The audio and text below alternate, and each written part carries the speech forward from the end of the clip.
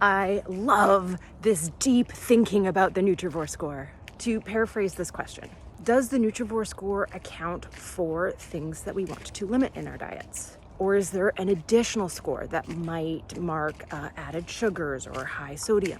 So let me explain my thought process in not including a correction for things to limit in the Nutrivore Score. There are other nutrient profiling methods that do penalize a food for containing added sugars or sodium, usually saturated fat, and sometimes also cholesterol. And the reason why I don't apply a correction factor to the Nutrivore Score is because how those things impact your health is determined by the composition of the whole diet, not any one food in it. Ideally, we would keep added sugars to below 10% of total calories, and we would keep sodium intake below at least like 4.5 grams.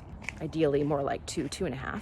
The science on saturated fat is mixed, but certainly caution being the better part of valor, sticking below 10% of total calories, not a bad idea. And of course, the impact of dietary cholesterol is very genetics driven. So whether or not that is something you personally need to worry about is a conversation to have with your doctor. The Nutrivore philosophy is to get all of the nutrients our bodies need from the foods we eat. So that is looking at the whole diet. There's no list of good foods and bad foods, because if the majority of your food choices are nutrient focused, there's absolutely room for some empty calories, what I like to think of as quality of life foods. So my perspective was it didn't make sense to incorporate a correction to the Nutrivore Score to reflect those ingredients or like inherent food compounds, because their presence doesn't make a food good or bad. Their overabundance in the diet skews the diet towards a less healthy composition.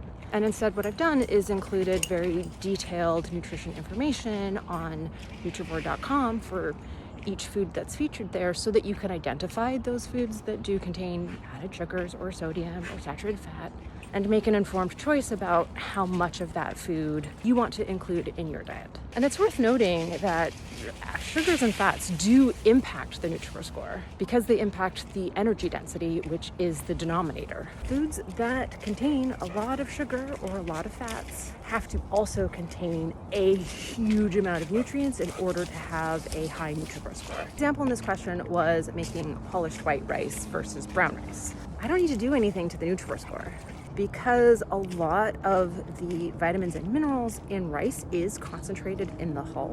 When you remove that to make white rice, you lower the nutrient value. So brown rice has a Nutrivore Score of 154, if I remember correctly, and white rice has a Nutrivore Score of 66. So the Nutrivore Score measures nutrient density, nutrients per calorie. It doesn't tell you what nutrients are in a food, and it doesn't tell you how much of that food to eat. It's important to remember that the Nutrivore Score is just one really fascinating piece of information about a food. And we want to combine the insight that the Nutrivore Score gives us with other ways of identifying healthy foods. And we want to always remember that no one food will make or break your diet or make or break your health. What will is long-term eating patterns. And that's what Nutrivore is here to teach us.